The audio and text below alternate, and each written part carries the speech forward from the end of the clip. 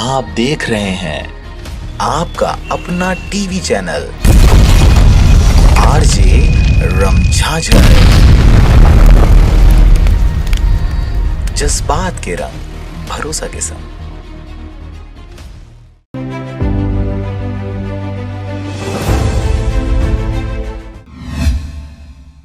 नमस्कार, आप देख रहे हैं आरजे रमझाझर और मैं हूं पुखराज सिंह। मुंगेली जिला में इन दिनों जंगल से भटक कर आए शेर से ग्रामीण क्षेत्रों में दहशत का माहौल बना हुआ है। यह शेर लगातार कई गांवों में देखा गया। देखिए यह खास रिपोर्ट।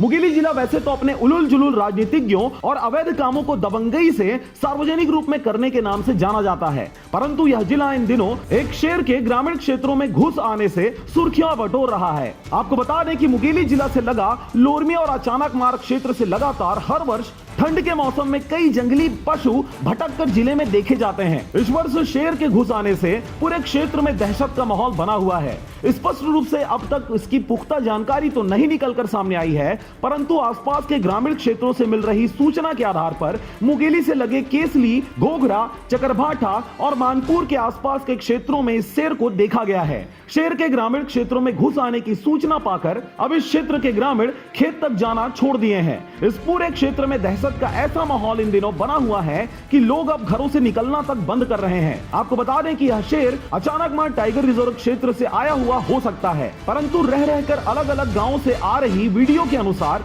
यह शेर अब तक वन विभाग के हाथों नहीं लगा है।